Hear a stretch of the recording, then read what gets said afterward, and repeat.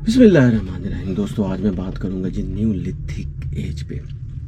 ये दोस्तों ये जो न्यू लिथिक एज है ना, ये स्टोन एज की फाइनल एज है। ठीक है, ये बहुत ही इम्पोर्टेंट एज है क्योंकि इसमें इंसान हंटिंग गैदरर से प्रॉपरली सेटलमेंट की तरफ आया। देखिए दोस्तों, याद रखिएगा कि हम जो ये कहते हैं ना, हम टेक्नोलॉजी में बहुत आगे हैं और आजकल का मॉडर्न इंसान है वो पढ़ा लिखा है। ये सारी बातें एक तरफ तो ठीक है, किसी हद तक तो ठीक है, लेकिन सारी ठीक नहीं है। आज से कुछ 10-12 हज़ार साल पहले भी लोग इतने टेक्नोलॉजी में एक्सपर्ट थे, इतने सन में एक्सपर्ट थे, जैसे कि इजिप्शियन थे।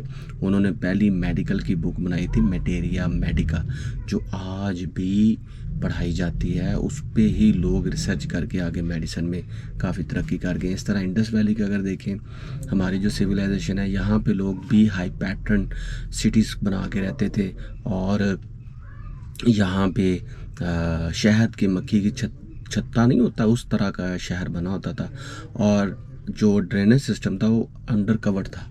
तो देखिए वो कितने लोग सिविलाइज्ड हो चुके थे उस दौर में।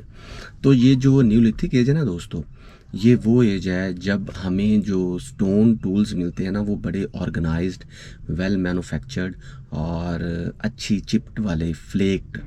और इसमें जैसे मैंने आपको पहले बताया, इससे पहला जो दौर था मेसोलिथिक का, उसमें इंसान हंटिंग गैदरर से सेटलमेंट की तरफ आ रहा था, लेकिन वो प्रॉपरली सेटलमेंट की तरफ आया न्यूलिथिक एज में। जहाँ तक न्यूलिथिक की बात करें दोस्तों, तो न्यू माना होता है नया और लिथ माना होता है एज ऑफ स्टोन्स, यानी कि स्टोन एज की नया दौर जो है।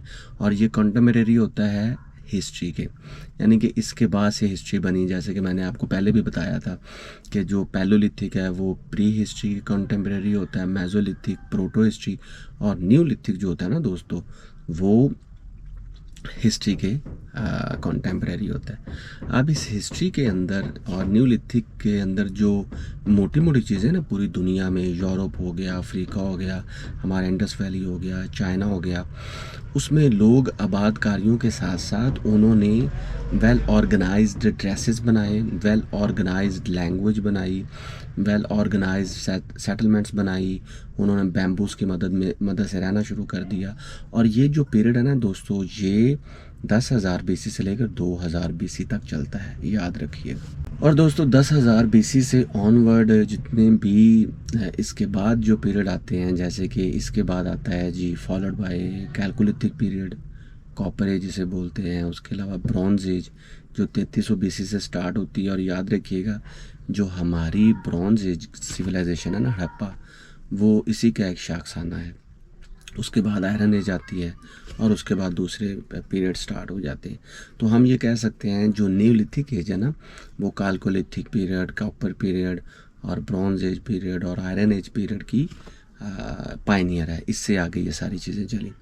अब इसमें भी दो किस्में आ जाती हैं दोस्तों न्यूलिथिक एज में, एक असिरामिक और एक सिरामिक वाली। यानी कि कोई ऐसी एज भी है इसमें, जैसे कि 9000 से लेकर 8000 तक कुछ ऐसे एरिया से जहाँ पे पॉटरी का इस्तेमाल नहीं होता था। लेकिन कुछ ऐसे एरिया से, जैसे चाइनीज़ सिविलाइजेशन होगी, हमारी इंडस वैली होगी, पर्शियन सिविलाइजेशन होगी, मेसोपोटामियन, वहाँ पे पॉटरी का इस्तेमाल था। और जहाँ तक पॉटरी सिरामिक्स की बात की जाए, तो शारनडोंग 20,000 साल पहले का जो केव है ना चाइना में, वहाँ से पॉटरी की ट्रेसेस मिले हैं। और इसके बाद जो अर्लीस्ट पॉटरी थी वो तो हमें चेक रिपब्लिक में डोली नामी एक साइट है जहाँ से पॉटरी के आसार मिले हैं। लेकिन न्यूलिथिक एज में भी मैंने बताया कि दो तरह के पीरियड हैं, जिसमें पॉटरी थी और जिसमें पॉटरी नहीं थी। अब इसकी और सीधा बातें कर लेते हैं न्यूलिथिक एज की। देखें दोस्तों, neolithic age well refined, well designed, लोगों ने लैंग्वेज का इस्तेमाल किया। सबसे पहली बात, कुछ एरियाज़ थे जहाँ पे लैंग्वेज थी लेकिन समझी नहीं जाती थी। जैसे कि हमारे इंडस वैली सिविलाइजेशन में 14 जो करैक्टर्स मेरे हैं, लेकिन उनको अभी तक अनडिसाइफर्ड है, यानी कि पढ़े नहीं जा सकते। इसी तरह हेरोग्राफिक लैंग्वेज है जो कि इराक से हमें मिली है, इजिप्ट से मिली है, तो वो पढ़ी जा सकती है। इसी तरह चाइना में भी कुछ ऑरेकल ऑफ बोन्स, वहाँ पे जो रिटर्न चीज़ें हैं वो भी पढ़ी जा सकती हैं, शा डायनेस्टी और उसके अलावा जो बाकी 3 किंगडम पीरियड में। तो 3000 BC 4000 BC की बात है, लेकिन ये वो पीरियड था जब कैलकुलिथिक और कॉपर एज और ब्रॉन्ज एज स्टार्ट हो चुकी थी। तो जब हम एंशिएंट बात करें एग्रीकल्चर की, तो न्यूलिथिक में सबसे जो बड़ा नाम आता है ना दोस्तों, वो यांगजे रिवर का आता है। 9000 BC में और इससे ऑनवर्ड आगे जितने लोग थे उन्होंने चावल की काश्त शुरू कर दी थी, और येलो रिवर में लोगों ने बार्ले की, मिलेट्स की, जौ जवार की काश्त शुरू कर दी थी। लेकिन न्यूलिथिक एज के अंदर पूरी दुनिया में देखा जाए ना, तो चावल था, चने थे, इसके अलावा लेगुमिनोसाई थी, ग्लाइशियन मैक्स थे। ये वो तमाम सीड्स मिलते हैं हमें न्यूलिथिक एज में।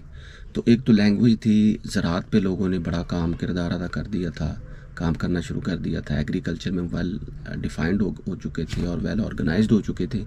उनके ड्रेसेस थे, हमें ड्रेसेस के बारे में देखा जाए तो लोगों की विच क्राफ्टिंग की भी बातें समझ आती है। उन्होंने बड़े चोले पहने होते थे, और ग्रीस में या इजिप्शियन में हमें मिलता है कि फ़ेरोज़ के दौर को देखें। ये वैसे हैं सारे सिविलाइजेशंस के दौर, ठीक है। तो न्यूलिथिक एज जो है वो बिगिनिंग स्टेप है of all civilization like Greek or Egyptian, Indus Valley, Chinese, Mesopotamian, Persian and all that. इसके अलावा इसके जो इम्पोर्टेंट फैक्टर्स में ये भी आता है कि न्यूलिथिक एज में लोगों ने पॉटरी को बनाना शुरू कर दिया था, क्राफ्टिंग शुरू कर दी थी, वो आर्ट्स में बहुत अच्छे हो गए थे। और अभी तक वो एक जगह से दूसरी जगह पे हिजरत तो कर रहे थे, लेकिन जहाँ पे सेटल हो जाते थे वहाँ पे वो अपनी नई आबादकारियाँ स्टार्ट कर देते थे।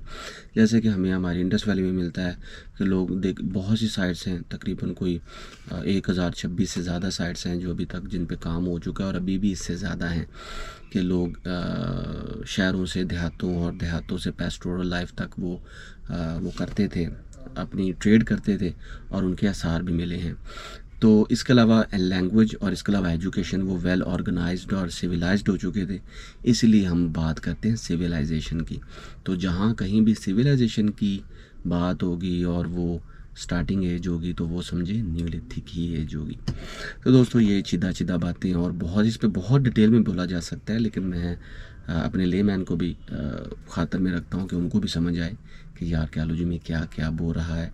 मैं इतना कहूँगा कि आज से 12-14 हज़ार साल पहले का इंसान हमसे ज़्यादा वेल सिविलाइज था। लड़ाइयाँ झगड़े भी थे, लेकिन सिविलाइज भी, क्योंकि हमें टूल्स भी मिले जिससे वो लड़ाई झगड़े भी करते थे। तो आज के लिए दोस्तों इतना ही। मिलेंगे नेक्स्ट वीडियो में, कोई आपके लिए नई चीज़ लेकर आऊँगा आर्कियोलॉजी में, हेरिटेज में या हिस्ट्री में। तब तक के लिए मुझे दे इजाज़त। Thank you so much.